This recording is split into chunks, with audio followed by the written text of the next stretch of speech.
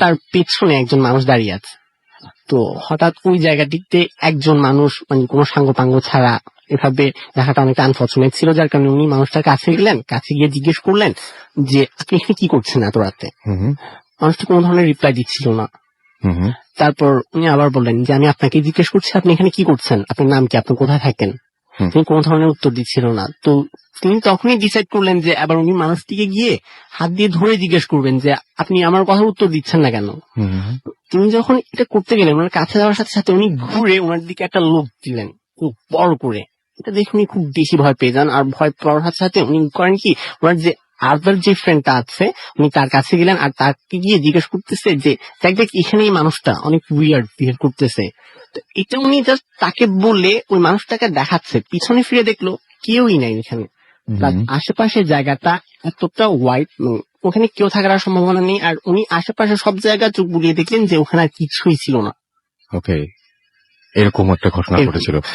So যারা ঘটনা বলছেন তাদের ঘটনা শুনবোই, মাঝখানে আমরা কিছু SMS ও পড়ে আসবো। এবং আপনারা যারা এই মুহূর্তে কক্সবাজারে রয়েছেন তাদেরকে আরো একবার বলি যে আপনারা যখন কালকে কানারাজার গুহা অনেকে হয়তো দেখতে যাবেন, আশা করছি যারা বিশেষ করে যারা কক্সবাজারে বেড়াতে এসেছেন এবং ভূত FM শুনছেন তারা সেখানে গেলে আপনারা জানতে পারবেন যে আমরা সেখানে আজকে সকালেও ভিজিট করে এসেছিলাম। And trust me it's live এবং the night comes alive with Grameenphone. আপনারা সবাই জানেন। আপনারা যদি রেডিও ফুর্তির গাড়ি যারা কয়েকদিন ধরে এখানে আছেন তারা দেখতে পেয়েছেন হয়তো আমাদের স্টিকার আলা গাড়ি জিপি লোক মানে যারা আছেন তাদেরকে আমাদেরকে দেখলে আপনারা বুঝতেই পেরেছেন যে এখানে কিছু একটা ঘটতে যাচ্ছে এবং মোটামুটি কক্সবাজারে অনেকেই ব্যাপারটা জানেন। সো আমরা সত্যি এরকম জায়গায় বসতে পারবো এটা আমাদেরই বিশ্বাস হচ্ছে না। আমরা এরকম একটা জায়গায় বসে আছি যার সামনে একটা ছোট্ট খালের মতন একটা মানে কি বলবো যে একটা শাখা চলে এসছে এবং এখন ঠিক ওইরকম স্রোত নেই। আমরা বলছিলাম যে অমাবস্যার মতন এবং এখান দিয়েই মাঝিরা, আজকে আমি কোনো ট্রলার যেতে দেখিনি, কালকে যখন এখানে আমরা ভিজিট করতে এসেছিলাম যে হ্যাঁ এইখান থেকেই করছি, তখন অনেক ট্রলার যাচ্ছিল পাশ দিয়ে, যারা হচ্ছে আমি যেখানে জিজ্ঞেস করেছিলাম এখানে লোকজনদের যেখানে কি এটা কারা যাচ্ছে, তো ওনারা বলেছিলেন যে এখান থেকে সবাই সমুদ্র থেকে মাছ মেরে তারপরে বাসায় ফিরছে, এরকম টাইপের একটা ব্যাপার। এবং এখানে নানান ধরনের ঘটনা ঘটে। আমাদেরকে স্বাধীন লিখেছেন কালীগঞ্জ থেকে যে আই লাভ ভূত FM। আমাদেরকে দিশা ময়মনসিং থেকে লিখেছেন যে এবং রাতে চোখ দেখার কথা বলে ভালো করলেন না।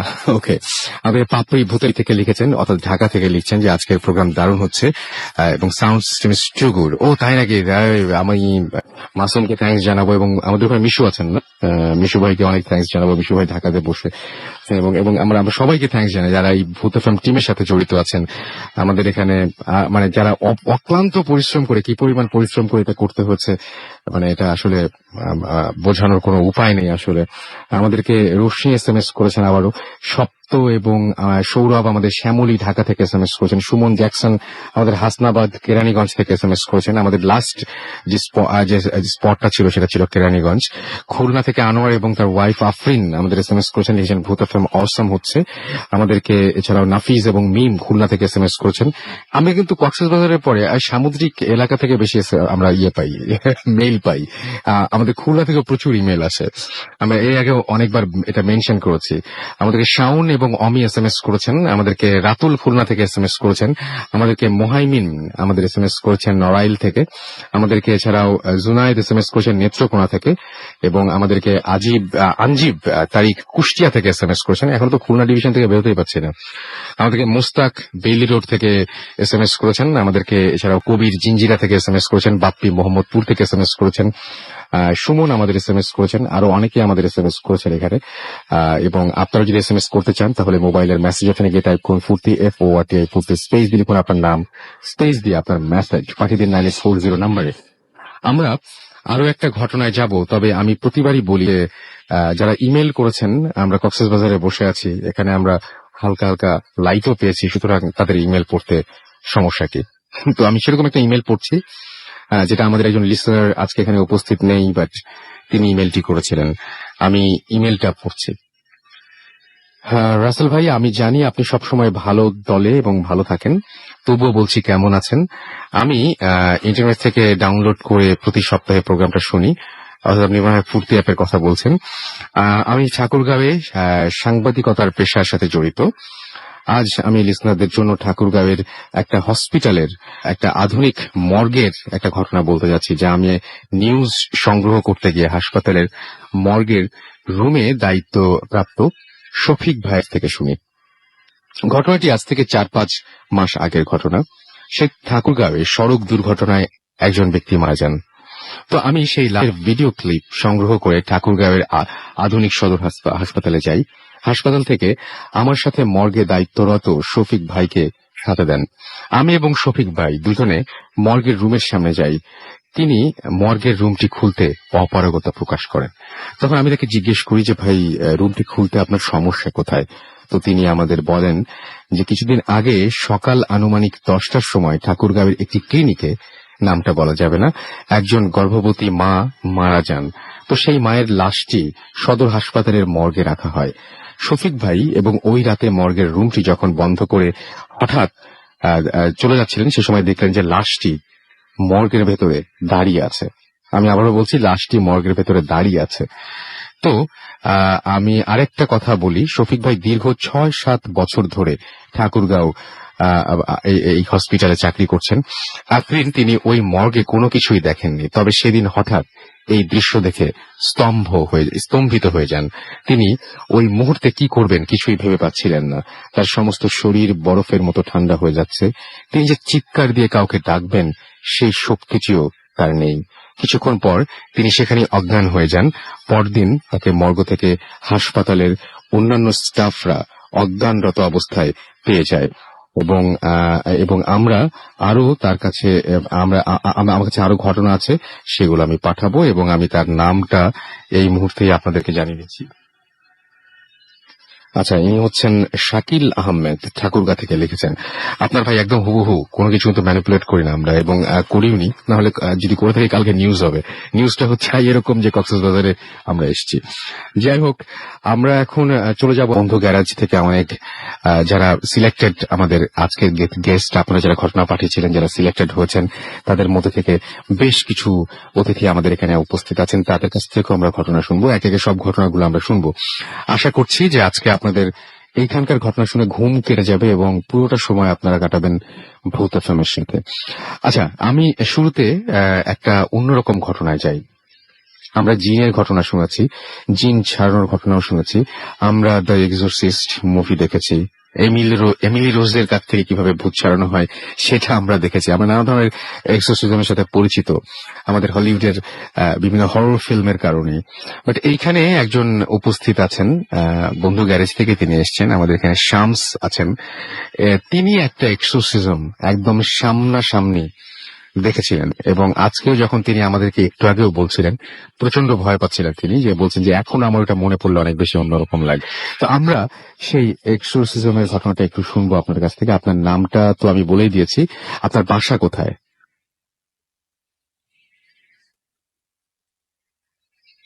হ্যালো লিসেনার্স, আমি শামস, আমি খিলগাঁও থাকি। খিলগাঁও থাকেন। কেমন লাগছে আজকের পুরো পরিবেশটা, যে আপনি দেবের পাহাড়ে গেছেন, সবকিছু মিলিয়ে কেমন লাগছে? অসাধারণ লাগছে। আমি রেডিও এফএম, রেডিও ফুর্তি অ্যান্ড ভূত এফএম অ্যান্ড অবভিয়াসলি বন্ধু কাজকে থ্যাংক ইউ জানাতে চাই আমাদের এই সুযোগটা দেওয়ার জন্য। Thank you. আমরা তাহলে এখন ঘটনায় যাব। আপনার যে ঘটনাটা ঘটেছিল এটা কোথায় ঘটেছিল বেসিক্যালি? এটা ঘটেছিল বেসিক্যালি লন্ডনে।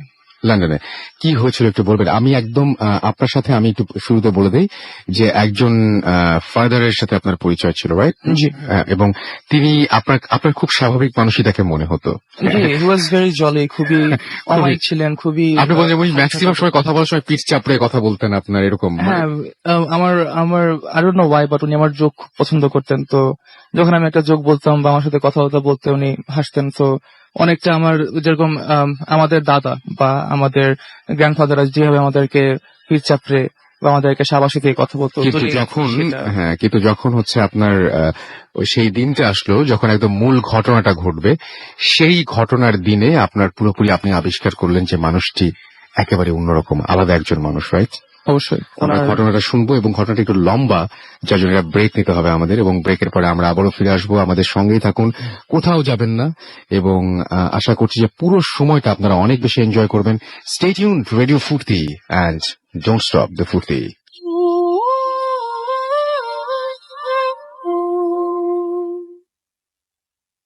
শুনছেন সবসময় রেডিও ফুডকে ওয়েলকাম ব্যাক। আমি রাসেল আছি, সাথে আমার সাথে রয়েছে মাসুম, এবং আজকে অতিথিরা কোনো কথা হবে না, আমরা সরাসরি চলে যাব ঘটনায়। তবে তার আগে কক্সবাজারের একজন আছেন আমার সাথে, আপনার নামটা একটু প্লিজ বলবেন সবাইকে। হ্যালো লিসেনার্স, আমি Sakib Istiaq from Cox's Bazar, studying Cox's Bazar polytechnic institute, civil department, 4th semester. কেমন লাগছে আপনার এখানে? জি, ভালো লাগছে। আচ্ছা, কক্সবাজারের সবাইকে একটু আপনি আমরা তো শুভেচ্ছা জানাচ্ছি কক্সবাজারবাসী সমস্ত সহযোগিতার জন্য, এবং এখানকার সবাই যারা আমাদের সহযোগিতা করেছেন তাদের সবাইকে মানে একদম অনেক থ্যাঙ্কস। আপনি একটু আপনার ভাষায় সবাইকে একটু বলেন যে আজকে যেন পুরোটা সময় আমাদের সঙ্গে থাকেন কক্সবাজারবাসী। ভাইরা অনেরাই যে বেগুনে আরল্লা থাকিবেন, আশা করি অনেরা বহুত এনজয় করিবেন আমার শো। ও থ্যাংক ইউ সো মাচ। আমরা চলে যাই ঘটনায়। আমাদের সঙ্গে আছেন শামস, এবং শামস বলছিলেন এক্সোসিজম নিয়ে একটা ঘটনা বলছিলেন। শামস, সেই দিন ওই দিনটাতে কি হয়েছিল একটু বলেন। ওই দিনটার কাহিনী বলার আগে আমাকে একটু পটভূমিটা বলা দরকার। ওই দিনকে একদম নর্মাল, মানে ওয়েদার সবকিছু নর্মাল ছিল একদম। ওয়েদার ওয়াজ ভেরি নর্মাল, যেহেতু ক্রিসমাস টাইম তো শীত হয়ে আসছিল লন্ডনে, স্পেশালি ইউকে। শীতের ওয়েদারটা হচ্ছে একটু একটু কুয়াশা থাকবে, বৃষ্টি পড়বে ঝাড়ি ঝাড়ি, এবং পুরা আবহাওয়াটার মধ্যে একটা ওয়েটনেস থাকে, খুবই আর্দ্রতা থাকে, but it's also very chilly. তো সেই ওয়েদারটাই নর্মাল ছিল। আমি যেহেতু অলরেডি ওখানে থেকে ফেলেছি 2 বছর, আমি ভেরি মাচ ইউজড টু ইট। তো সেই দিক দিয়ে যাওয়া পর্যন্ত ইট ওয়াজ এনি আদার ইভিনিং। এবং আপনি এই যে একটু মানে ওই বাচ্চার বর্ণনা, যে বাচ্চাটাকে দেখে আপনার কখনোই মনে হয়নি যে এই বাচ্চার মধ্যে এরকম সমস্যা থাকতে পারে? বাচ্চাটা কেমন দেখেছিলেন? বাচ্চাটা 11 থেকে 12 বছর। তার নাম, আমি আসল নাম নাই নিচ্ছি, তার নাম ধরলাম এডওয়ার্ড। তো এডওয়ার্ড খুবই সিম্পল, খুবই সিম্পল।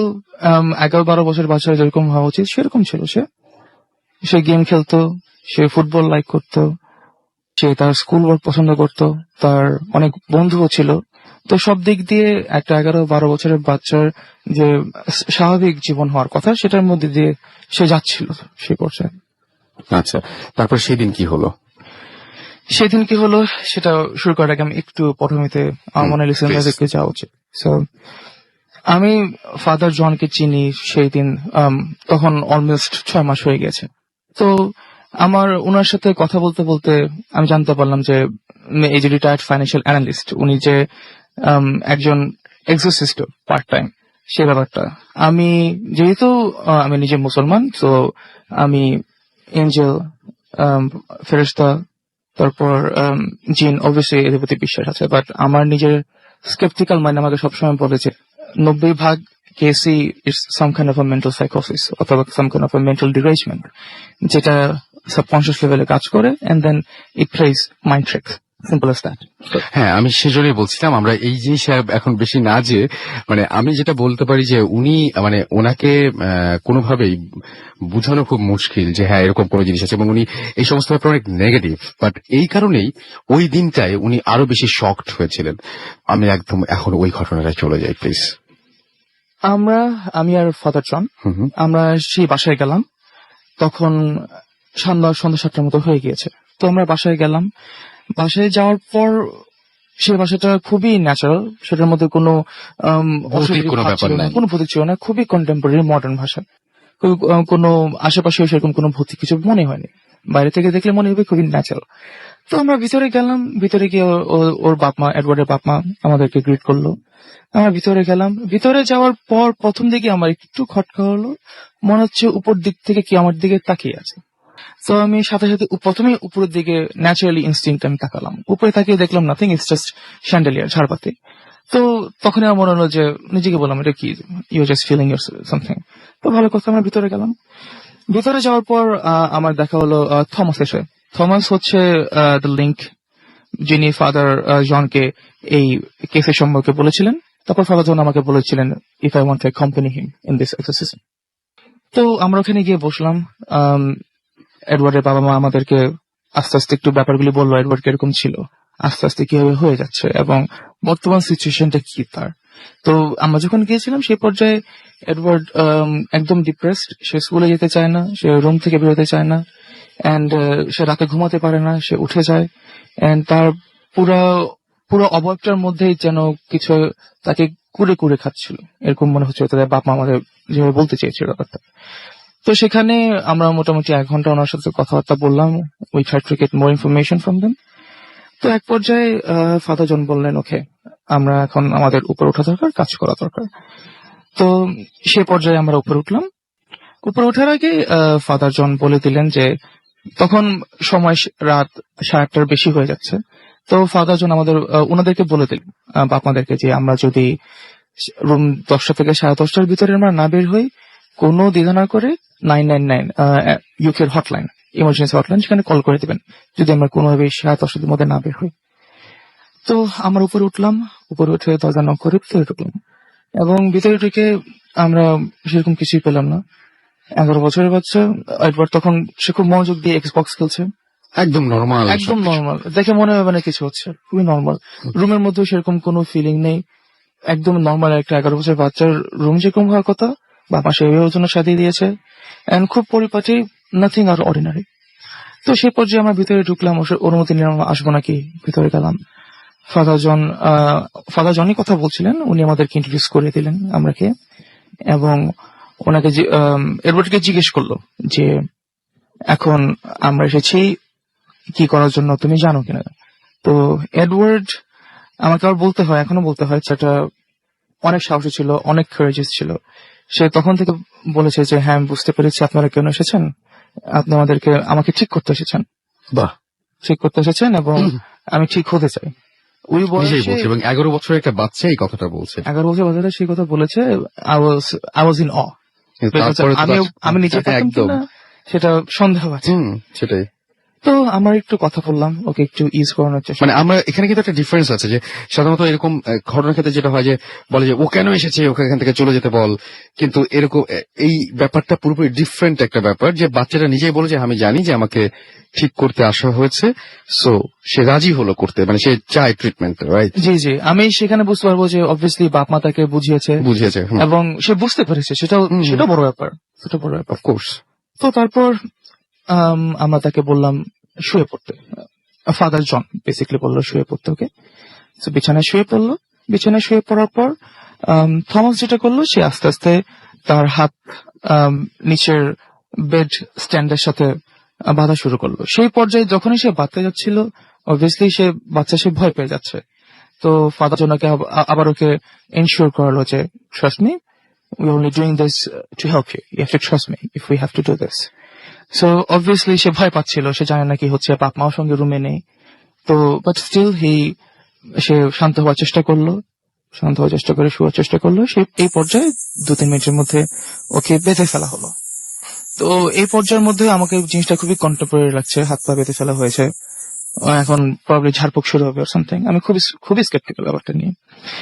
তো যেটা হলো সেটা খুবই একটু অন্য ধরনের। আমরা সবাই, যেহেতু আপনি একটু আগে উল্লেখ করেছেন রাসেল ভাই, exorcism cinema, exorcism of Emily Rose, most probably the exorcist সবচেয়ে বেশি পপুলার, ধারণাই পাল্টে দিয়েছিল একদম। হ্যাঁ, তো আমি ভাবছিলাম ওরকম কিছু একটা হতে যাচ্ছে। আমি ওইভাবে মাইন্ডসেট করে নিয়েছি যে আমি দেখলে এটা কিছু দেখতে পারি, এবং এটা not will be out of anything ordinary. তারপর আমি চেষ্টা করছিলাম to keep an open mind, দেখি কি হয়। তো আমি দরজার কাছে দাঁড়িয়ে আছি, ফাদার জন একদম বেডের কাছে সামনে দাঁড়িয়ে আছে, আর পাশে যে চেয়ারে বসে এডওয়ার্ড একটু গেম খেলছিল, সেখানে থমাস বসে গেল। তো এই পর্যায়ে father John simple hypnosis process উনি ব্যবহার করা শুরু করলেন। জাস্ট ওকে বললেন যে calm down, take few deep breaths and try to relax. তো সেই পর্যায়ে আস্তে আস্তে তাকে হিপনোসিস করে ফেললো। তারপর ফাদার জন তাকে খুবই সিম্পল কোশ্চেন করা শুরু করলো, দেখার জন্য যে অ্যাকচুয়ালি সে রেসপন্ড করছে কিনা, তার নাম, সে কোন স্কুলে পড়ে, তার ফেভারিট ফুটবলারকে, ক্লাসে কোনো মেয়েকে পছন্দ করে কিনা, something simple things like that. তো ওই পর্যায়ে ভেরি ভেরি সিম্পল, খুবই নর্মাল যাচ্ছে। It looks like a psychology session basically. একদম, আমার তাই মনে হয়েছে। সেটাই হচ্ছে। তো বেশি না, আফটার 4 or 5 minutes, আমার এখনো মনে পড়লে হয়, আফটার 4 or 5 minutes তার চেহারার মধ্যে আস্তে আস্তে একটা পরিবর্তন শুরু করলো। আমি দেখলাম সে আস্তে আস্তে, এডওয়ার্ডের চেহারা আস্তে আস্তে একটা হাসি ফুটতে চেষ্টা করলো, আস্তে আস্তে একটা হাসছিল। হাসিটা আস্তে আস্তে এরকম পর্যায়ে চলে গিয়েছিল যে আপনারা অবভিয়াসলি ব্যাটম্যান জোকারের সিনেমাটা দেখেছেন, তার হাসিটা কত লম্বা, পিঠ খুঁড়ে টাইপের। ও এভাবে হাসছিল যেরকম মনে হচ্ছে যে ওর দুই সাইডে টান দিয়ে রেখেছিল, মানে কেউ হাঁটানো হচ্ছে এরকম এরকম ভাবে জোর করে সে হাসছে এবং তার দাঁত বের হয়ে আছে। তার চেহারার মধ্যে কোন কষ্টের ছাপ নেই, কিন্তু ওটা কোনোভাবেই মনে হয় না যে it would be not painful for him. It look painful, but তার মধ্যে কোনো পেইনের এক্সপ্রেশন ছিল না। এবং সেই পর্যায়েও স্টিল সে কিছু হয়নি, শুরু হয়নি। একটু পরে গিয়ে এসে না, আফটার ফিউ মিনিটস সে ছোটার চেষ্টা করলো। এইবার সে ছুটতে যাচ্ছে, সে হাত নাড়াচ্ছে। আচ্ছা। এই পর্যায়ে কিন্তু ফাদার জন কিচ্ছু বলছেন না। ও একটা জিনিস আমি একটু মেনটেন করতে চাই লিসেনারদের জন্য। ফাদার জন, আমি একটু আগে বলেছিলাম, খুবই হাসি, খুবই জলে, but throughout this whole session ওনার ভয়েস উঠানামা করেছে। উনি জোরে বলেছেন, উনি আস্তে বলেছেন, কিন্তু ওনার চেহারার মধ্যে বিন্দু মাত্র এক্সপ্রেশন ছিল না। উনি একটা যে নিউট্রাল ফেস ধরে রেখেছিলেন শুরু থেকে শেষ পর্যন্ত, সেটা উনি মেনটেন করে গিয়েছেন। নির্বিকার ছিলেন একদম। আমি জানি না উনি কিভাবে করতে পেরেছিলেন, বাট উনি পেরেছিলেন। বিকজ আমি অবভিয়াসলি আমি চিন্তা করছি এটা খুবই হার্ড, বিকজ পাশে থমাস বসেছিল, সে চেহারার মধ্যে সে নড়াচড়া করতেছে, সে ঘামতেছে, নির্বিকার ভাবে সে ঘামতেছে। উনি ওটা কোনো পাত্তাও দিচ্ছিলেন না, উনি কোনো দিক দিয়ে দেখছিলেন না। উনি ইনফ্যাক্ট আমার দিকেও তাকাচ্ছিলেন না। ওনার একদম ফোকাস ছিল, কনসেন্ট্রেট করছিলেন একদিকে। আচ্ছা, তারপর একটু পরে সে হাত নিয়ে ছুটার চেষ্টা করলো। সে হাত ঘোরাচ্ছে, পা ঘোরানোর চেষ্টা করছে, কিন্তু পাটা প্রবলেম থমাস একটু জোরে বেঁধে রেখেছিল। সো হাতটাই সে মুচড়াচ্ছে, সে ছুটার চেষ্টা করছে, কিন্তু সে কোনো শব্দ করছে না। there is no sound from him whatsoever, কিন্তু তার শরীর ছুটার চেষ্টা করতেছে, এবং সেই পর্যায়ে তার হাসিটা সেখানে রয়ে গেছে, ফেসের মধ্যে যেরকম আটকে গেছে সেটা। তখনই আমার একটু একটু অকওয়ার্ড লেখা শুরু করলো যে ব্যাপারটা কি হচ্ছে। তারপরেই সবচেয়ে ভয়ঙ্কর ঘটনা যেটা ঘটলো, ফাদার জন আমরা যখন ট্রেনে করে যাচ্ছিলাম, তখন আমাকে 4-5টা ক্লিপ শুনিয়েছিলেন, 40 থেকে 70 সেকেন্ডস লং। তো ওই ক্লিপগুলিতে আমি শুনতে পেরেছিলাম যে এডওয়ার্ড ঘুমাচ্ছে, ঘুম থেকে আস্তে আস্তে চিল্লিতে উঠছে, তার ভয়েসটা আস্তে আস্তে একটা, আমি ঠিক জানি না রাসেল ভাই কিভাবে এক্সপ্লেন করবো, এটা ঠিক কোনো ডিমন না, আমরা কোনো সিনেমায় সেরকম কোনো কিছু শুনি নেই, রিয়েল লাইফে কিছু শুনি নেই। ওই ভোকাল টোনটা কোনোভাবেই কোনো মানুষ বা কোনো জন্তুর তৈরি করা সম্ভব না। আমি এরকম না যে আমি খুব বড় সায়েন্টিস্ট, বাট আমার মনে হয় না যে মানুষের ভোকাল করলে সেই পরিমাণ পিচ লেংথ আছে যে আমরা একই সাথে এত চিকন এবং এত ভয়ঙ্কর ভাবে একটা চিল্লি দিতে পারি বা দূরে রাখতে পারি সেটা, স্পেশালি ফর 11-year-old বয়। তো সেই চিল্লিটাই তখন শুনতে পেলাম, এবং ওই চিল্লি শোনার পর আমি প্রথমে একটু সিরিয়াসলি ভয় পাই, বিকজ সে চিল্লাচ্ছে। থমাস ততক্ষণে দাঁড়িয়ে গেছে, ফাদার জন একদম নির্বিকার, ওটা থেকে আরো ভয় লাগছে বিকজ উনি একদমই নড়ছেন না। ওই পর্যায় থেকে আস্তে আস্তে রুমের মধ্যে সেরকম কিছু হচ্ছে না, বাট রুমটা আমার কাছে মনে হয়েছে যে অনেকটা খুব গরম হয়ে গেছে, অলমোস্ট ট্রপিক্যাল হয়ে গেছে, আবার আরেকটা ব্যাপার হচ্ছে, মনে হচ্ছে আমার যখন রুমে থাকি তখন অ্যাটলিস্ট হলে আমরা একটু বাতাসের চলাফেরা একটু ফিল করতে পারি। ওখানে হঠাৎ করে মনে হচ্ছে ঘুমট হয়ে গেছে। It literally felt like the whole air was frozen in time. একদিকে গরম, আবার একদিকে মনে হচ্ছে টাইম ইজ ফ্রোজেন। সো ব্যাপারটা আমি চেষ্টা করছি বোঝানোর জন্য, আমি বুঝতে পারছি না। তার মানে আমার যেটা মনে হয় যে আপনার ওই সময় মনে হচ্ছিল সময় একটা জায়গায় থেমে গেছে এবং কোথাও কোনো কিছু আর ঘটছে না, সবকিছু এই ঘটনার মতোই ঘটছে। এক্স্যাক্টলি এটা আমার সাইকোলজিক্যাল লেভেলে হচ্ছিল, আমি নিজেকে বলছিলাম, বাট আমার বডি তো ফিল করছে, সেন্সেস তো পারাচ্ছে। সো সেটা আমি ইগনোরও করতে পারছি না একদিক থেকে। তারপরে ঠিক হলো কিভাবে? ঠিক হয়নি, জিনিসটা আরো বাজে হয়ে গেল। যেটা হলো যে ফাদার জন তার সাথে কমিউনিকেট করার চেষ্টা করলো, সে ইংলিশে বলার চেষ্টা করলো, যে কথা বলার চেষ্টা করলো তার সাথে। এডওয়ার্ড বলে ডাকছিল, অন্য কিছু বলে না। তো এক পর্যায়ে যখন দেখছে যে তার চিল্লি বন্ধ হচ্ছে না, চিল্লি আরো জোরে জোরে করছে, সে পর্যায়ে উনি বললেন সিম্পলি যে, দেখো জিন। উনি জিন শব্দটা স্পেসিফিক্যালি ইউজ করেছেন, যেটা আমার কাছে খুব শকিং লাগছে। He is a Catholic, so devil use করার কথা, বাট উনি স্পেসিফিক্যালি জিন শব্দটা ইউজ করেছে। উনি ইংলিশ বলেছেন, বাংলায় বলে দিচ্ছি, দেখো জিন, তোমার প্রতি আমার কোনো ইন্টারেস্ট নেই, আমি জানতে চাই না তুমি কোথা থেকে এসেছো, কি করেছো। আমি অনলি চাই তুমি ছেলেটাকে ছেড়ে চলে যাও, আমার তোমার কাছে কিছু আসা নাই। তুমি ছেলেকে ছেড়ে চলে যাও, তোমার পিছনে আমি আসবো না, তোমাকে আমার কবজা করার কোনো ইন্টারেস্ট নেই। Just he is not anything for you, so simple and simple, let him leave. তো অবভিয়াসলি কোনো রেসপন্স আসেনি। তখনই থমাসের হাতে একটা স্প্রিংকলার ছিল, যেটার মধ্যে সাধারণত হোলি ওয়াটার থাকার কথা, বাট পরে আমি জানতে পারলাম সেটার মধ্যে হোলি ওয়াটার না, সেটার মধ্যে ওয়াটার, ভিনেগার আর সল্টের একটা মিশ্রণ ছিল। তো সেটা সে দুই একবার ওর শরীরে দিল। শরীরে দেওয়ার পর তখনও সে চিল্লাচ্ছে, বাট চিল্লানোর পিসটা যেরকম একটু বেড়ে গেল, আই গেস হার্ট করছিল কোনোভাবে হলো। বাট আমার যখন এক্সারসাইজে দেখি ধোঁয়াটা উঠতেছে এরকম বা কোন একটা ইফেক্ট আসতেছে, বেড কাঁপতেছে, দরজা ইয়া হচ্ছে, নাথিং। সে নড়তেছে, সে তার বডির কনস্ট্রাকশন দেখে বোঝা যাচ্ছে সে হি ইজ ইন পেইন। তো সেটাই দেখতে পেরেছি, বাট নো সাইড এফেক্ট দেখতে। তারপর হঠাৎ করে এই পর্যন্ত আমার জীবনের সবচেয়ে ভয়ঙ্কর জিনিস যেটা, সেটা হলো হঠাৎ করে এডওয়ার্ড চোখ খুললো, এবং চোখ খোলার পর যা দেখলাম, যেটা আমি প্রবাবলি আমি জীবনে ভুলবো না, সেটা হচ্ছে তার চোখ পুরা কালো ছিল। মানে মনির মতো ছিল, মনিটা যেরকম ঠিক মনিও না, আমাদের মনি যেটা কালো সেটাও কিন্তু আসলে ডার্ক ব্রাউন বেসিক্যালি, এটা একদম এটা নিকশ কালো, এবং অনেকটা দেখে মনে হচ্ছিল চোখের ভিতরে যেরকম একটা black hole, simply as that. এবং আমি I cannot justify it with my words. আমি বুঝতে পারছি, আমি বোঝানোর চেষ্টা করছি, বাট এবং সেই কোন দিকে তাকানো ছিল, সে চোখটা খুলে স্ট্রেট আমার দিকে তাকালো, অন্য কারোর দিকে না। সে চোখ খুলে, আমি বাম দিকে ছিলাম, স্ট্রেট চোখ খুলে সে বাম দিকে আমার দিকে তাকালো, এবং আমার দিকে তখন তাকালো, সাথে সাথে আমার দুটো জিনিস হওয়া শুরু করলো।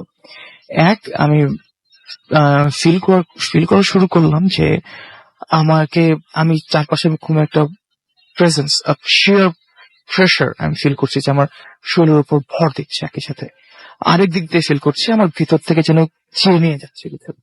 সো ওই ফিলিংটা একই সাথে বিং প্রেশার্ড আর একই সাথে being pulled out, it was not very good.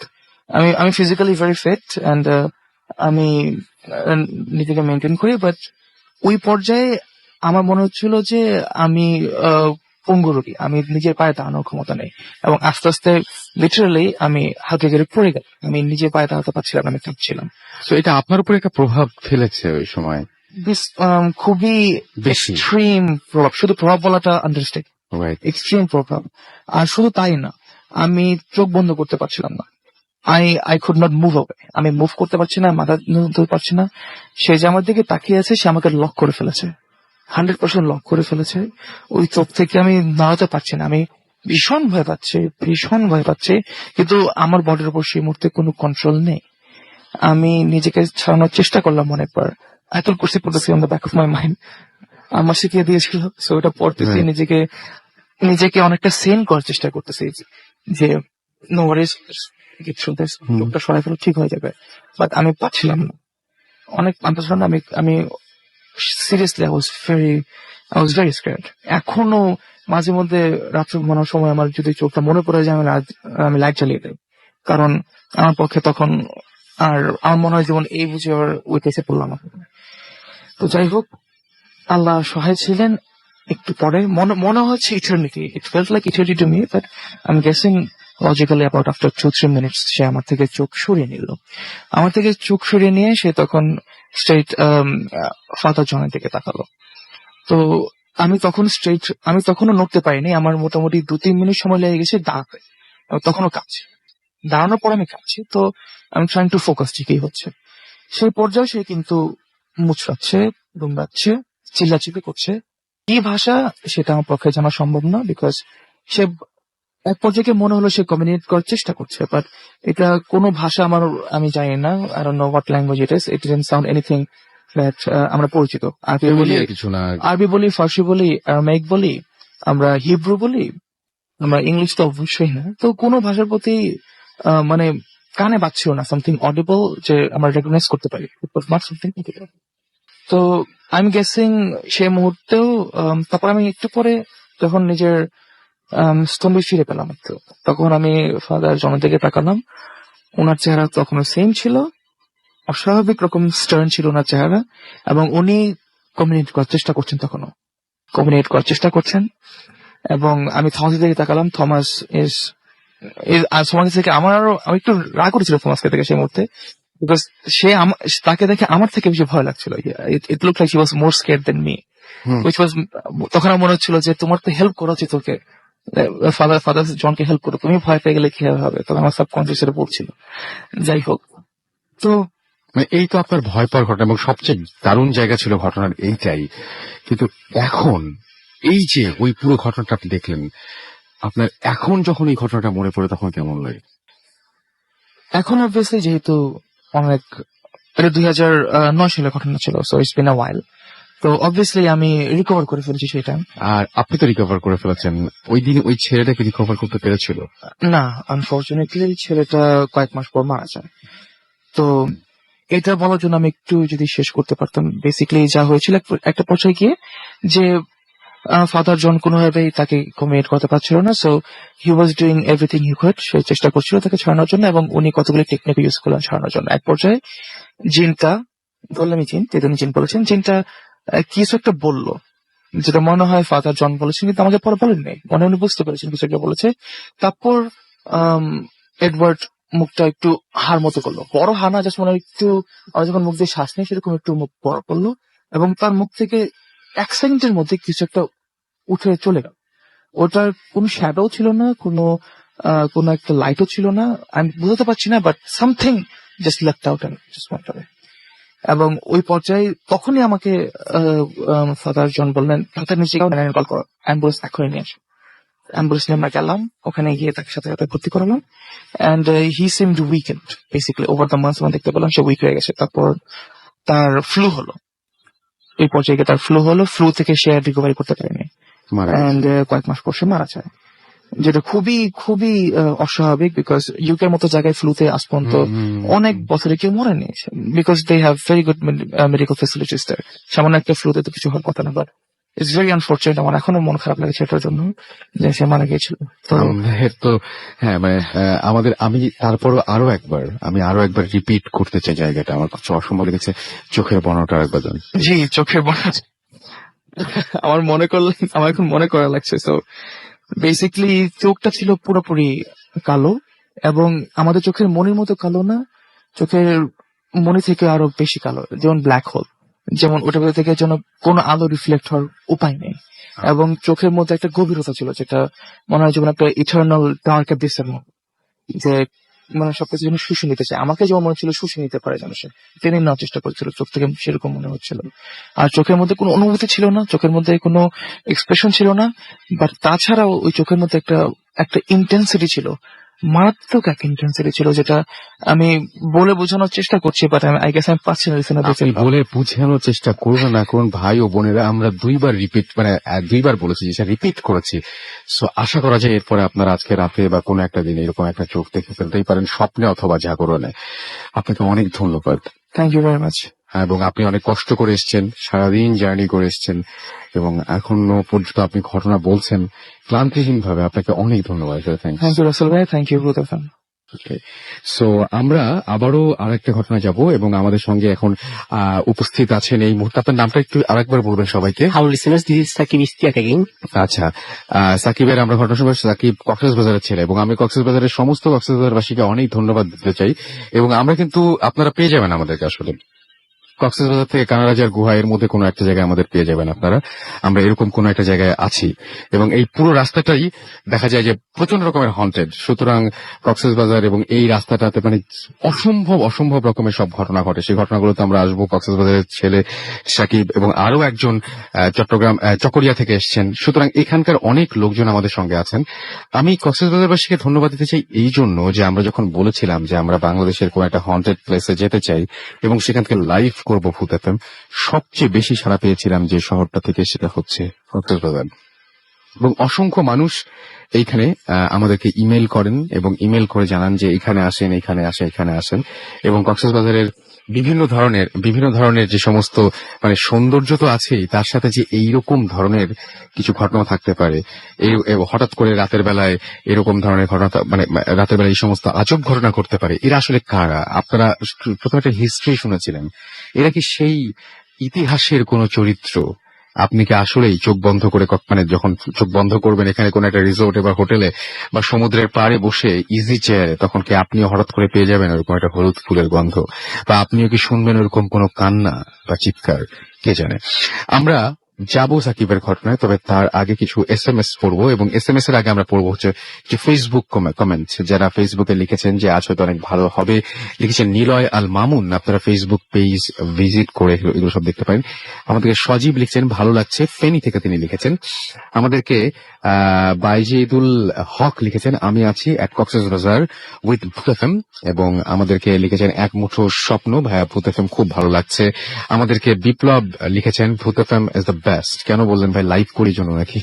আচ্ছা, আমাদেরকে এছাড়াও আরো অনেকেই SMS করছেন এবং অনেকে আমাদেরকে ইমেল করছেন। আপনারা যেটা করবেন সেটা হচ্ছে মোবাইলের মেসেজ আপনাকে টাইপ করুন ফুর্তি FORTI ফুর্তি, স্পেস দিয়ে লিখুন আপনার নাম, স্পেস দিয়ে আপনার মেসেজ, এবং আপনার পাঠিয়ে দিন 9840 নাম্বারে। কিছু নিলে কিছু দিতে হয়, তো আমরা দিয়ে দিব আপনাদের একটা ফুর্তির অ্যাপে যে লিংক, সেই লিংকটা আপনারা SMS পাঠালে পেয়ে যাবেন। আর যারা আমাদের সাথে ইমেল করতে চান, ইমেল করবেন মোবাইলের, আপনারা ইমেল অ্যাড্রেসটি একটু জেনে রাখুন। আমাদের ইমেল অ্যাড্রেস হচ্ছে bhutfm@fuርቲ.fm। আমরা এখন যে কথা বলতে পারছি রে অনেক, সারাদিন যে পরিমাণ ঘোরাঘুরি করেছে এবং কালকে থেকে যেটা শুরু হয়েছে আমাদের উপরে, এখনো সুন্দর মানে এখনো যে ভালোভাবে সবকিছু করতে পারছে, এটা কক্সবাজারবাসী এবং আপনাদের সবার দোয়া। এছাড়া আপনারা আমাদের সাথে ফেসবুকে কানেক্টেড থাকতে পারেন www.facebook.com/radio.furti, অথবা চলে যেতে পারেন www.facebook.com/bhutfm.russell। সো এই সমস্ত পেজে গিয়ে আপনারা কমেন্ট করুন, লাইক দিন আমাদের, এবং আপনারা জানিয়ে দিন আপনাদের সমস্ত অনুভূতির কথা। আমরা চলে যাব একটা ছোট্ট বিরতিতে, এবং বিরতির পরে ফিরে আসবো সাকিবের গল্পে। সেই পর্যন্ত আমাদের সাথে থাকুন। স্টে টিউনড রেডিও ফুর্তি এন্ড ডোন্ট স্টপ ফুর্তি। ভূত FM, the night comes alive.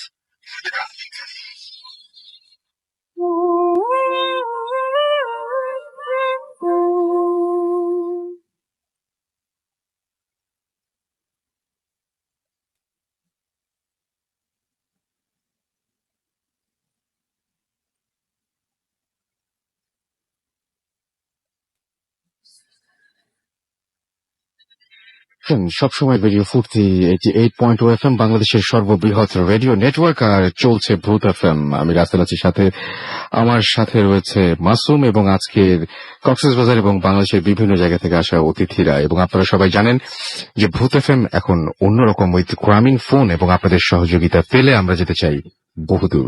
ঠিক যেভাবে সহযোগিতার হাত বাড়িয়ে দিয়েছেন আমাদের দিকে কক্সবাজারবাসী, ঠিক সেভাবে বাংলাদেশের প্রতিটি প্রান্তে আমরা যেতে চাই ভূত FM নিয়ে। এবং এই মুহূর্তে আমাদের সাথে উপস্থিত আছেন কক্সবাজারের ছেলে সাকিব। এবং আপনার বাসাটা কোথায় একটু আমাদেরকে বলবেন? জি, আপনার বাসাটা কোথায় আরেকবার বলতে হবে। হ্যাঁ, কক্সবাজার পানি উন্নয়ন বোর্ড। আচ্ছা, ওখানে আপনি থাকেন। জি। সো আপনাদের এই এলাকায় এমনিতেই নানান ধরনের ভয়ঙ্কর ঘটনা ঘটে আপনি বলছিলেন, এবং আপনাদের বাসার আশেপাশে অনেক ঘটনা ঘটে আপনি বলছিলেন।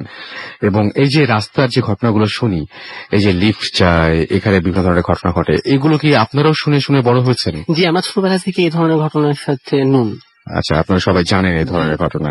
আচ্ছা, আমাকে একটা কক্সবাজারের খুব এক্সাইটিং একটা ঘটনা বলেন, কি ঘটনা আপনি জানেন শুনি। এখন যে ঘটনাটা আমি শেয়ার করতে যাচ্ছি সেটি আমি যেখানে থাকি ওখানকার একটি ঘটনা। আচ্ছা, এখন থেকে প্রায় 1 বছর আগে ঘটনাটি ঘটে যায়। 1 বছর আগে আমি যে জায়গাটিতে থাকি ওখানে কনস্ট্রাকশনের কাজ শুরু হয়। কনস্ট্রাকশনের কাজের শুরুর দিকে ওখানে যত ধরনের ময়লা আবর্জনা আছে তার সরানোর ব্যবস্থা করা হয়, প্লাস ওখানে যে ধরনের মাছের ধরনের গাছগুলো আছে যেগুলো কনস্ট্রাকশনের কাজে প্রবলেম ক্রিয়েট করছিল, ওই গাছগুলো কেটে ফেলার সিদ্ধান্ত নেওয়া হয়। তো নর্মালি কাজ শুরু হয়, তো গাছগুলো আস্তে আস্তে করে কেটে ফেলা হয়। তো গাছগুলো কাটতে কাটতে এক পর্যায়ে একটি বেল গাছ কাটার প্রয়োজন হয়। তো নর্মালি লেবাররা যারা কাজে নিয়োজিত ছিল তারা ওই গাছটি কাটতে যায়।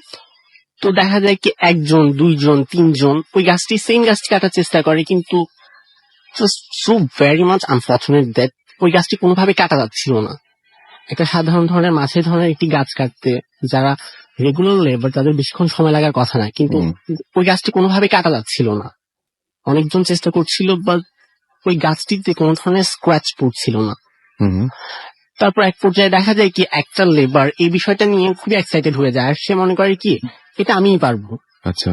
সে তখন করে কি একটি কুড়াল নিয়ে সেখানে যায় এবং হুম। গাছটি কাটার খুব চেষ্টা করে, এবং সে বারবার ওই গাছটির উপর তার যত শক্তি আছে সব শক্তি খাটাচ্ছিল। হুম। আর হঠাৎ করে হলো কি, সে যখন হঠাৎ করে গাছটির দিকে স্ট্রাইক করলো, তার কুড়ালটি গাছে লেগে তার কুড়ালের যে ধারালো অংশটি আছে তার বিপরীত দিক থেকে তার মাথায় এসে স্ট্রাইক করলো হঠাৎ করে। আর সেখানে তার ব্লিডিং শুরু হয়, আর he couldn't survive from spot death. একদম ওইখানেই। একদম ওখানেই। বিষয়টা সম্পর্কে কেউ কোন ধরনের এক্সপ্লেনেশন দিতে পারছিল না, কারণ বিষয়টা অনেক বেশি উইয়ার্ড ছিল, যার কারণে ওখানে যারা স্থানীয় আছে এবং একজন যদি উনি যে পরিমাণ অভিজ্ঞ একজন মানুষ, জি এটা ঘুরে আসার চান্স খুবই কম। এটা খুবই বেশি অ্যাবনর্মাল ছিল, কারণ এবং গাছ থেকে ঘুরে আসাটা আরো, জি। গাছের সাথে তো কোপ দিলে সেটা আটকে যাওয়ার হ্যাঁ, কথা। হ্যাঁ, হ্যাঁ, হ্যাঁ, কিন্তু এটা ঘুরে এসেছিল, ঘুরে এসেছিল। এরকম একটা ঘটনা ঘটেছিল আপনি বলছেন। আচ্ছা, তো এমনিতে কক্সবাজার এলাকায় আপনারা যখন আপনি বলছিলেন যে আপনার বাবার একজন বন্ধু আছেন, জি তিনিও একটা অদ্ভুত জিনিস দেখেছেন জি কক্সবাজারের জি বিচে। আমি মানে এটা খুবই সুন্দর একটা জায়গা, এবং সেটা হচ্ছে আপনাদের মেইন বিচে এরকম চলাফেরা করার কোনো ঝামেলা নাই, আপনারা নিশ্চিন্তে ঘোরাফেরা করবেন।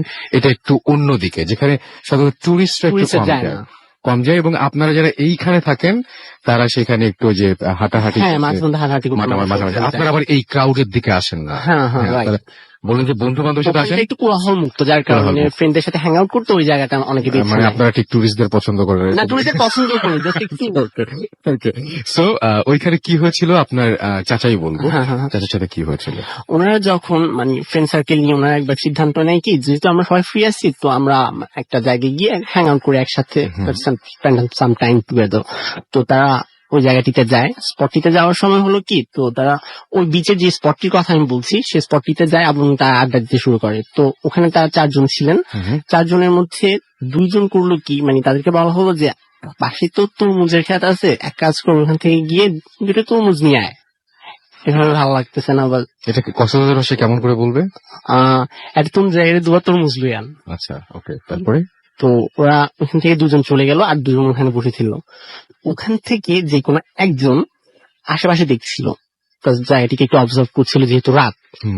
তো তিনি দেখলেন তার পেছনে একজন মানুষ দাঁড়িয়ে আছে।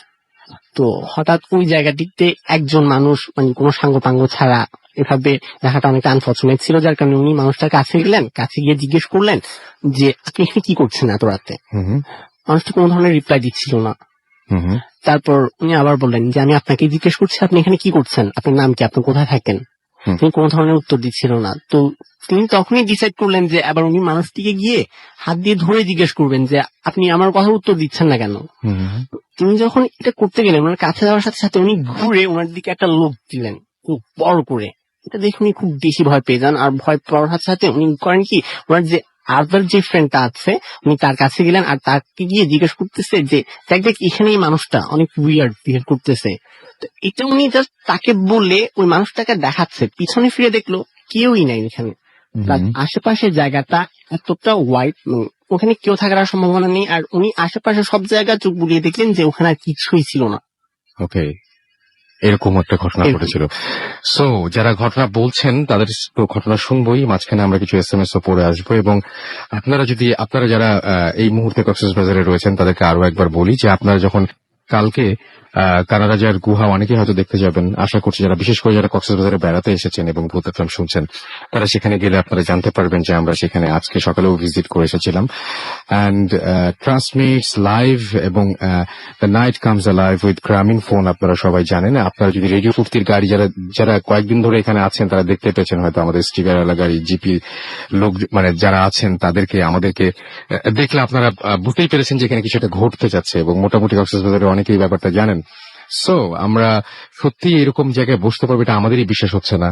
আমরা এরকম একটা জায়গায় বসে আছি যার সামনে একটা ছোট্ট খালের মতন একটা মানে কি বলবো যে একটা শাখা চলে এসছে, এবং এখন ঠিক ওইরকম স্রোত নেই। আমরা বলছিলাম যে অমাবস্যার মতন, এবং এইখান দিয়েই মাঝিরা, আজকে আমি কোনো ট্রলার যেতে দেখিনি, কালকে যখন এখানে আমরা ভিজিট করতে এসেছিলাম যে হ্যাঁ এইখান থেকেই করছি, তখন অনেক ট্রলার যাচ্ছিল পাশ দিয়ে, যারা হচ্ছে আমি যেখানে জিজ্ঞেস করেছিলাম এখানে লোকজনদের যেখানে কি এটা কারা যাচ্ছে, তো ওনারা বলেছিলেন যে এখান থেকে সবাই সমুদ্র থেকে মাছ মেরে তারপরে বাসায় ফিরছে, এরকম টাইপের একটা ব্যাপার। এবং এখানে নানান ধরনের ঘটনা ঘটে। আমাদেরকে স্বাধীন লিখেছেন কালীগঞ্জ থেকে যে আই লাভ ভূত এফএম। আমাদেরকে দিশা ময়মনসিং থেকে লিখেছেন যে এবং রাতে চোখ দেখার কথা বলে ভালো করলেন না। ওকে, আমাদের পাপড়ি ভূতের থেকে লিখেছেন, অর্থাৎ ঢাকা থেকে লিখছেন যে আজকের প্রোগ্রাম দারুণ হচ্ছে এবং sound system is too good. ও তাই নাকি, আমি মাসুমকে থ্যাঙ্কস জানাবো এবং আমাদের ওখানে মিশু আছেন না, মিশু ভাইকে অনেক থ্যাঙ্কস জানাবো। মিশু ভাই ঢাকাতে বসে এবং এবং আমরা সবাইকে থ্যাঙ্কস জানাই যারা এই ভূত এফএম টিমের সাথে জড়িত আছেন। আমাদের এখানে মানে যারা অক্লান্ত পরিশ্রম করে, কি পরিমাণ পরিশ্রম করে এটা করতে হচ্ছে, মানে এটা আসলে বোঝানোর কোনো উপায় নেই আসলে। আমাদেরকে রশ্মি এসএমএস করেছেন আবারও, সপ্ত এবং সৌরভ আমাদের শ্যামলী ঢাকা থেকে এসএমএস করেছেন, সুমন জ্যাকসন আমাদের হাসনাবাদ কেরানীগঞ্জ থেকে এসএমএস করেছেন। আমাদের লাস্ট যে স্পটটা ছিল সেটা ছিল কেরানীগঞ্জ। খুলনা থেকে আনোয়ার এবং তার ওয়াইফ আফরিন আমাদের এসএমএস করেছেন, লিখেছেন ভূত এফএম অসম হচ্ছে। আমাদেরকে এছাড়াও নাফিজ এবং মিম খুলনা থেকে এসএমএস করেছেন। আমরা কিন্তু কক্সবাজারের পরে সামুদ্রিক এলাকা থেকে বেশি আমরা পাই, মেইল পাই। আমাদের খুলনা থেকে প্রচুর ইমেল আসে, আমরা এর আগে অনেকবার এটা মেনশন করেছি। আমাদেরকে শাওন এবং অমি এসএমএস করেছেন, আমাদেরকে রাতুল খুলনা থেকে এসএমএস করেছেন, আমাদেরকে মোহাইমিন আমাদের এসএমএস করেছেন নড়াইল থেকে, আমাদেরকে এছাড়াও জুনায়েদ এসএমএস করেছেন নেত্রকোনা থেকে এবং আমাদেরকে আঞ্জিব তারিখ কুষ্টিয়া থেকে এসএমএস করেছেন। এখন তো খুলনা ডিভিশন থেকে বেরোতেই পারছি না। আমাদেরকে মোস্তাক বেইলি রোড থেকে এসএমএস করেছেন, আমাদেরকে এছাড়াও কবির জিঞ্জিরা থেকে এসএমএস করেছেন, বাপ্পি মোহাম্মদপুর থেকে এসএমএস করেছেন, সুমন আমাদের এসএমএস করেছেন, আরো অনেকে আমাদের এসএমএস করেছেন এখানে। এবং আপনারা যদি এসএমএস করতে চান তাহলে মোবাইলের মেসেজ ওখানে গিয়ে টাইপ করুন ফুর্তি FORTI ফুর্তি, স্পেস দিয়ে লিখুন আপনার নাম, স্পেস দিয়ে আপনার মেসেজ পাঠিয়ে দিন 9840 নাম্বারে। আমরা আরো একটা ঘটনায় যাব, তবে আমি প্রতিবারই বলি যারা ইমেল করেছেন, আমরা কক্সবাজারে বসে আছি, এখানে আমরা হালকা হালকা লাইটও পেয়েছি, সুতরাং তাদের ইমেল পড়তে সমস্যা কি? তো আমি সেরকম একটা ইমেল পড়ছি যেটা আমাদের একজন লিসনার আজকে এখানে উপস্থিত নেই, বাট তিনি ইমেলটি করেছিলেন। আমি ইমেলটা পড়ছি। রাসেল ভাই, আমি জানি আপনি সবসময় ভালো দলে এবং ভালো থাকেন, তবুও বলছি কেমন আছেন। আমি ইন্টারনেট থেকে ডাউনলোড করে প্রতি সপ্তাহে প্রোগ্রামটা শুনি, অর্থাৎ আপনি মনে হয় ফুর্তি অ্যাপের কথা বলছেন। আমি ঠাকুরগাঁওয়ে সাংবাদিকতার পেশার সাথে জড়িত। আজ আমি লিসনারদের জন্য ঠাকুরগাঁওয়ের একটা হসপিটালের একটা আধুনিক মর্গের একটা ঘটনা বলতে যাচ্ছি, যা আমি নিউজ সংগ্রহ করতে গিয়ে হাসপাতালের মর্গের রুমে দায়িত্বপ্রাপ্ত শফিক ভাইয়ের থেকে শুনি। ঘটনাটি আজ থেকে 4-5 মাস আগের ঘটনা। সে ঠাকুরগাঁওয়ে সড়ক দুর্ঘটনায় একজন ব্যক্তি মারা যান। তো আমি সেই লাইভ ভিডিও ক্লিপ সংগ্রহ করে ঠাকুরগাঁওয়ের আধুনিক সদর হাসপাতালে যাই। হাসপাতাল থেকে আমার সাথে মর্গে দায়িত্বরত শফিক ভাইকে সাথে দেন। আমি এবং শফিক ভাই দুজনে মর্গের রুমের সামনে যাই। তিনি মর্গের রুমটি খুলতে অপারগতা প্রকাশ করেন। তখন আমি তাকে জিজ্ঞেস করি যে ভাই, রুমটি খুলতে আপনার সমস্যা কোথায়? তো তিনি আমাদের বলেন যে কিছুদিন আগে সকাল আনুমানিক 10টার সময় ঠাকুরগাঁওয়ের একটি ক্লিনিকে, নামটা বলা যাবে না, একজন গর্ভবতী মা মারা যান। তো সেই মায়ের লাশটি সদর হাসপাতালের মর্গে রাখা হয়। শফিক ভাই এবং ওই রাতে মর্গের রুমটি যখন বন্ধ করে হঠাৎ চলে যাচ্ছিলেন, সে সময় দেখলেন যে লাশটি মর্গের ভেতরে দাঁড়িয়ে আছে। আমি আবারও বলছি, লাশটি মর্গের ভেতরে দাঁড়িয়ে আছে। তো আমি আরেকটা কথা বলি, শফিক ভাই দীর্ঘ 6-7 বছর ধরে ঠাকুরগাঁও এই হসপিটালে চাকরি করছেন। আফরিন তিনি ওই মর্গে কোনো কিছুই দেখেননি, তবে সেদিন হঠাৎ এই দৃশ্য দেখে স্তম্ভিত হয়ে যান। তিনি ওই মুহূর্তে কি করবেন কিছুই ভেবে পাচ্ছিলেন না। তার সমস্ত শরীর বরফের মতো ঠান্ডা হয়ে যাচ্ছে। তিনি যে চিৎকার দিয়ে কাউকে ডাকবেন সেই শক্তিটিও তার নেই। কিছুক্ষণ পর তিনি সেখানে অজ্ঞান হয়ে যান।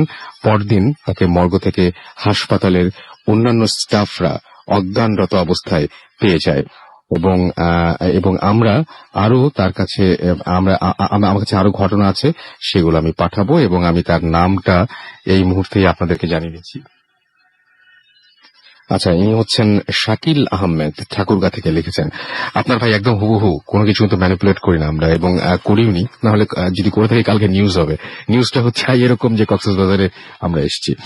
যাই হোক, আমরা এখন চলে যাব আমাদের পরবর্তী ঘটনায়, এবং আমাদের সঙ্গে এই মুহূর্তে আরো একজন আছেন, জিপি অর্থাৎ গ্রামীণ ফোন বন্ধু গ্যারাজের। আমরা সবাই আপনাদের কাছে আপনারা জানেন যে ঘটনা চেয়েছিলাম। আমরা এতক্ষণ কক্সবাজারের সাকিবের কাছ থেকে ঘটনা শুনে, এখন আমাদের বন্ধু গ্যারাজের এখানে রবিন, রাইট? রবিন এখানে আছেন আমাদের এখানে। এবং রবিন, আপনি আপনার আগে পরিচয় দেন, আপনি কোথা থেকে এসেছেন, কি অবস্থা? হ্যালো লিসেনার্স, আমি রবিন, আমি ঢাকা মিরপুরে থাকি। সো বন্ধু গারাজের একটা মানে কন্টেস্টের মাধ্যমে আজকে আমি এখানে এসেছি। সো আমি আপনাকে একটু কোয়েশ্চেন করি, আপনি যখন আসলে আমাদেরকে অনেকটা এটা কমপ্লেইন আছে যে আমরা মনে হয় ইমেল পড়ি না, আপনি যখন বন্ধু গ্যারাজে ঘটনাটা পাঠাচ্ছিলেন তখন আপনি ভেবেছিলেন যে আপনারটা পড়া হবে না? আপনার মধ্যে কিরকম কনফিউশন ছিল, নাকি আপনি একেবারে শিওর ছিলেন যে না আমরা পড়বো এবং আপনি সিলেক্টেড হবেন যদি আপনার ঘটনা আমাদের ভালো লাগে? কি মনে হয়েছিল? হ্যাঁ, অবভিয়াসলি একটা যে কন্টেস্ট যেহেতু মানে অ্যারেঞ্জ করা হচ্ছে, অবভিয়াসলি তো এটা জাস্ট ফেলে দেওয়ার জন্য না, আপনার হয়তো বা পড়বেন। সো ওই চিন্তাটা করেই লেখা যে যে আমার গল্পটা হয়তো বা মানে পাঠালে যদি আপনারা পড়েন, ভালো লাগলে অবভিয়াসলি আমি হয়তো বা ডাক পেতে পারি। Very much. এন্ড আপনি আজকে কেমন এনজয় করছেন? হ্যাঁ, খুব অসাধারণ আসলে, মানে যেটা চিন্তাও করিনি ওরকম, খুব তার চেয়েও ভালো একটা। তো আপনি তাহলে সবাইকে বলেন যে আপনারা বেশি বেশি করে ঘটনা পাঠাবেন, যারা এরপরে আমরা নেক্সট যেখানে যাব সেখানে আসতে হলে ইটস আ ভেরি মানে ইজি প্রসেস, না? একদম একদম একদম ইজি প্রসেস, জাস্ট ভেরি মানে ও জাস্ট ওয়েতে যেভাবে দেওয়া আছে ওভাবে করলে আপনার গল্প যদি ভালো লাগে অবভিয়াসলি আপনি খুব ইজিলি চলে আসতে পারবেন। এবং রেডিও ফুর্তি এবং গ্রামীণ বন্ধু কাজের ওদের মানে অ্যারেঞ্জমেন্ট খুবই ভালো। আচ্ছা, তো আমরা বেশি আবার কত ভালো বলতে গেলে আপনারা খুঁজে পেয়ে যাবেন। আমরা চলে যাব এখন ঘটনায়। এন্ড যে ঘটনাটা আমরা শুনবো সেই ঘটনাটা একটু বলবেন, মানে প্রেক্ষাপটটা শুনি আগে, কোথাকার ঘটনা এটা? প্রেক্ষাপটটা হচ্ছে যে আমাদের মানে আমি যে বাসায় থাকতাম আগে, ওই বাসার এক মানে আমাদের উপরতলায় যে বড় ভাই থাকতেন, ওই বড় ভাইয়ের মানে মানে স্টোরিটা আর কি, মানে উনি উনার লাইফে উনি এই জিনিসটা এক্সপিরিয়েন্স করেন এবং একটা রাতে উনি যখন আমরা বসেছিলাম, ইলেকট্রিসিটি ছিল না, তখন এই ব্যাপারটা শেয়ার করে আর কি। দেন মানে আমি মানে আমার খুবই ইন্টারেস্টিং লাগে, মানে খুবই কনফিউজিং ছিল আর কি এন্ডিংটা, যে কি হচ্ছিল আসলে। ঘটনাটা শুরু হয় যে এরকম, ওনারা মানে আই মিন একটা ভ্যাকেশনে, উইন্টার ভ্যাকেশনে ওনারা মানে ওনাদের যে সাকিব ভাই ছিলেন ওনাদের গ্রামের বাড়িতে যাবেন। ওনার চাচা মানে এই টাইমটাতে একটু শিকার করেন পাখিটাকে, এরকম টাইপ কিছু একটা। তো ওনার ফ্রেন্ডদেরকে নিয়ে বলেন কাহিনীটা যে শিকারে যাব, তো ওরা খুব এক্সাইটেড ফিল করে। এন্ড ওনারা চারজন, উনি সহ চারজন আর কি, ওনারা ওনাদের গ্রামের বাড়ির দিকে যান আর কি। তো যেতে যেতে সন্ধ্যার মতো হয়ে যায়, অলমোস্ট মানে সন্ধ্যার দিকে হয়ে যায়, পৌঁছে যায়। তো পৌঁছানোর পর আসলে ওরা বাড়িতে, সাকিব ভাইয়ের বাড়িতে ওঠার পর আরেকটা ফ্রেন্ড ছিল ওনার রাহাত, উনি খুব এক্সাইটেড ছিলেন যে কখন শিকার যাবো, খুব একটা মানে এক্সাইটমেন্ট ছিল তার মধ্যে। তো এর মধ্যে মানে চাচা আসেন, যার সাথে শিকারে যাওয়ার কথা। তো ওনার সাথে পরিচয় হয়। তো উনি জাস্ট একটা মানে এসে বলেন যে নর্মালের মতো যে হবে এত দূর থেকে শিকারের জন্য আসছো, অবভিয়াসলি আসা তো ফোন হবেই, অ্যারেস্ট করো, আমরা তো সময় হলে তখনই যাওয়া হবে। তো ওরা মানে জাস্ট ফ্রেশ হয়ে চিল করছিল। দেন 11টার মতো তখন বাজে রাত। তো চাচা বললেন যে গেট রেডি, আমরা এখন যাবো ওই দিকটায়, আমরা যেখানে আমাদের যাওয়ার কথা আসলে। তো ওরা তো খুবই এক্সাইটেড, মানে সব তাড়াতাড়ি রেডি হয়ে তাড়াতাড়ি উঠে মানে নৌকায় উঠলো আর কি। ওরা মানে একটা যে ডেস্টিনেশনটা সেটা হচ্ছে মানে নদীর মাঝে একটা চরে। তো ওই চরে ওরা নৌকায় ওঠার পর মানে সবাই মিলে যাচ্ছে। তো কিছু দূর যাওয়ার পর মানে খাল দিয়ে বের হতে হয় আর কি নদীতে। সো যাওয়ার পর মানে একদম নিশ্চুপ চারিদিকে, তখন বেরোতে 11:30 মতো বেজে গেছে আর কি। তো নদীর পানির আওয়াজ আর আসলে বাতাসের আওয়াজটা তেমন কিছু ছিল না, খুব একটা মানে শিকার করতে যাচ্ছে, বাট একটা পরিবেশটা ছিল এরকম, একটা গা ছমছমে একটা এনভায়রনমেন্ট ছিল আর কি মুহূর্তে তখন। তো তারা আসলে ওই মানে কি বলে নৌকায় চাচার সাথে কথা বলতে খুব মানে একটা এক্সাইটমেন্ট নিয়ে মজা করতে যাচ্ছিল। আর আজকে এখানে অমাবস্যা হলো, ওখানে ওই দিন আসলে পূর্ণিমা ছিল। হ্যাঁ, একদম সবকিছু পরিষ্কার ছিল আশেপাশে। তো ঘন্টাখানেকের পরে আর কি তারা ওই চরে পৌঁছানোর পর ওরা নৌকা থেকে নামার পর নামে, এন্ড চাচা নৌকাটা সাইড করে রাখেন। তো ওরা মানে এখানে কাশবন ছিল, ওই কাশবনের দিকে যাচ্ছিল। আর বুঝতেই পারছে না যে মানে সে কি শিকারে যাচ্ছে, কেন যাচ্ছে, বা কি মানে মানে মেইন প্ল্যানটা কি, কোনো ধারণা ছিল না, বুঝতে পারছে না যে কি হবে আসলে। দেন যাওয়ার পর ওরা কাশবনে একটা জায়গায় বসে, শিকার জন্য যেরকম নিশ্চুপ একটা ভাবে মানে কি বল প্লেস করতে হয়, যে বসতে হয়, তো ওরকম ভাবে করছে। আর ওই সময় একটা জিনিস মেনশন করা হয়নি যে তাদের সাথে মানে আমি রাইফেল ছিল যে শুট করবে শিকারের জন্য। তো উনি ওটা ঠিকঠাক করছেন, বুলেট চেক করছেন যে করবে কিনা।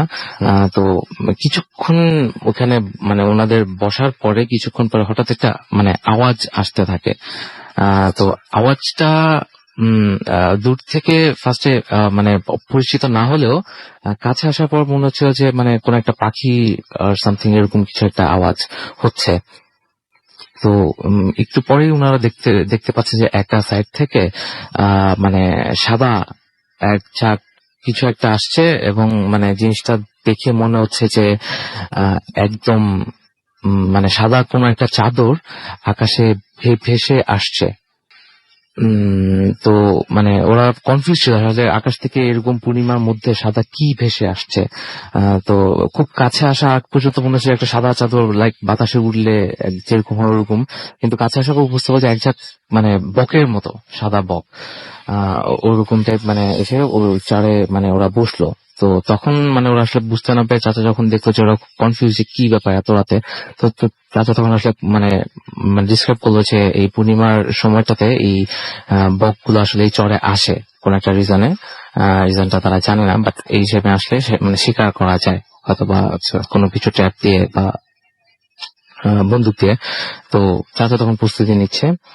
বাট ভাইয়া যেটা বলেছিল যে উনি একটা জিনিস খেয়াল করে যে মানে পাখি সাধারণত বসলে একটা নর্মালি বসে, লাইক তারা একটা সার্কেল হয়ে মাঝখানে একটা স্পেস রেখে এরকম ভাবে সাধারণত বসে না।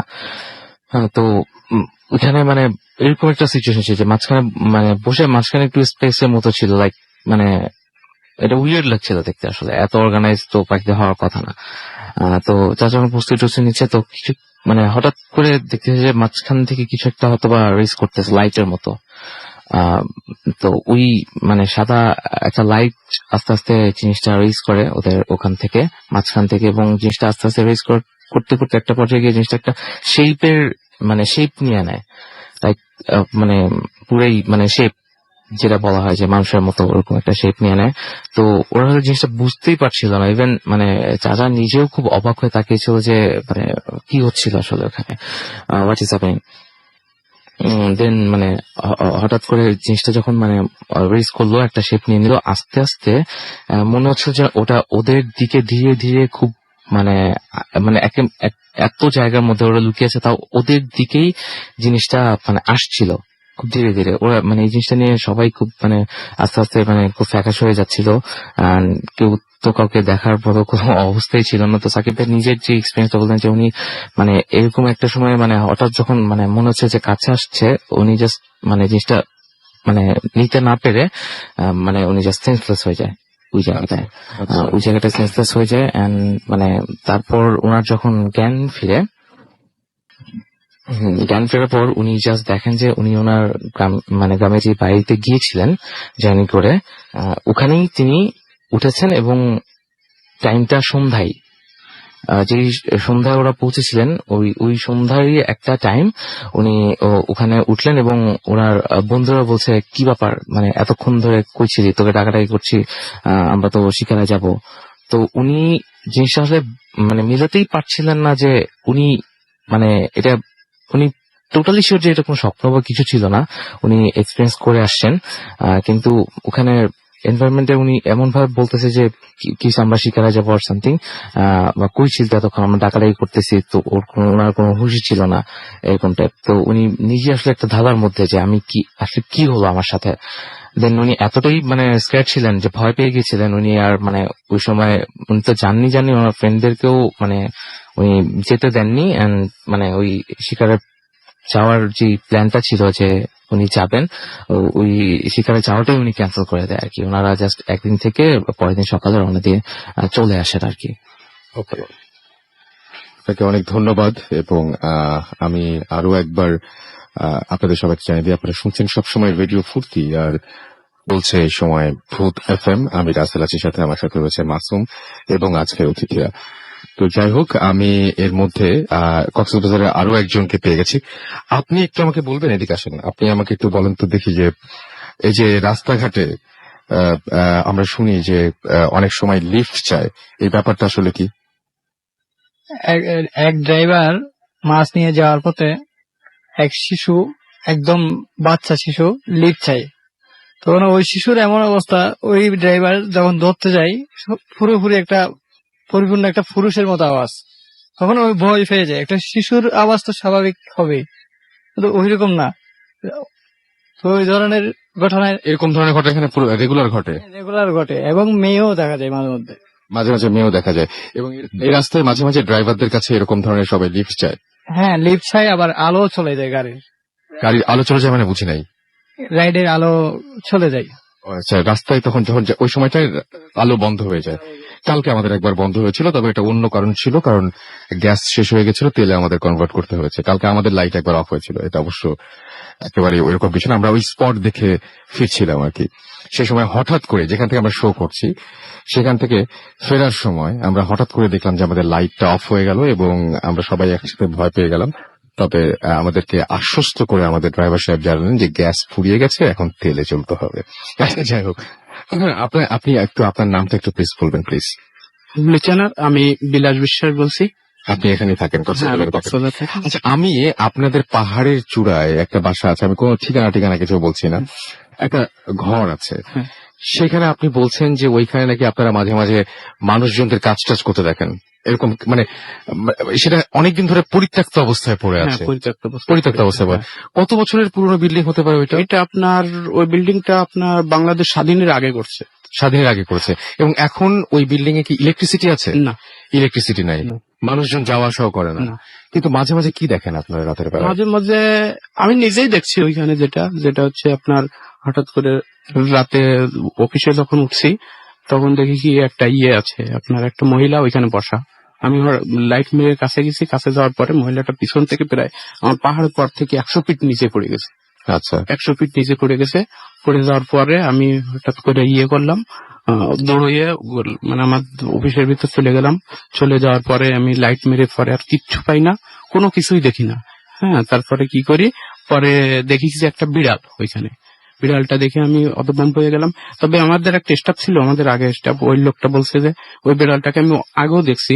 সেই লোকটা আমাকে বলছে যে এই বিড়ালটাকে কিছু বলবা না, এই বিড়ালটা এখানে থাকে, কোনো যেন না করে। আচ্ছা, ওই অফিসে কি আপনারা মাঝে মাঝে এখনো কাজ টাজ দেখেন বা এরকম কিছু দেখেন অফিসের ভেতরে? অফিসের ভিতরে না, অফিসের বাইরের চাইটায়, বাইরের সাইডটা? হ্যাঁ, বাইরে। ওই অফিসে কেউ কি যায় এমনিতে নর্মালি কোনো সময় যায় ঢোকে? হ্যাঁ হ্যাঁ, যায়, কিন্তু এটা তারপরে ওই অফিসে কোনো সময় কাজ হয় না। এবং আপনারা একটা কথা আমি শুনেছিলাম যে ওইটা ভেঙে যে নতুন কিছু করবে এরকম ধরনের কোনো প্ল্যান মনে হয় নাই? হ্যাঁ, প্ল্যান আছে। এখন প্ল্যান আছে? হ্যাঁ, এখন প্ল্যান করতে। আচ্ছা, এখন প্ল্যান আছে যে নতুন করে ওইটা আবার করবে। এবং ওই অফিসের সামনে আপনার এরকম ধরনের ঘটনা? হ্যাঁ, অফিসের সামনে, গেটের বাইরে। ওকে, অনেক থ্যাঙ্কস আপনাকে। আমরা একটা ছোট বিরতিতে যাব এবং বিরতির আগে আমরা কিছু SMS পড়ে আসতে চাই। অনেকক্ষণ ধরে SMS পড়া হয়নি। আমি দেখতে পাচ্ছি ইফতি আমাদের SMS করছে। বাই দ্য ওয়ে, উনি হচ্ছেন, আপনার নামটা আরেকবার বলবেন প্লিজ? বিলাস বিশ্বাস। এবং তিনি বেসিক্যালি তিনি হচ্ছে আসলে একজন বাগেরহাটের লোক, তিনি এখানে চাকরি সূত্রে আছেন। আপনারা এনাকেও খুঁজে বের করতে পারেন, যে নামগুলো আমরা বলছি। সাকিবকেও আপনারা পেয়ে যাবেন এখানে যারা আছেন। এবং আমাদেরকে ইফতি, আমি সাকিবের বাবা মা দুজনকেই অনেক থ্যাঙ্কস জানাতে চাই। ওনারা অনেক টেনশন করছিলেন, বাট ফাইনালি সাকিব আমাদের সঙ্গে। ওনারা অনেক টেনশন করছিলেন যে কি হবে। শরাফ আমাদের SMS করেছেন এবং তিনি বলছেন যে অ্যাপটা তিনি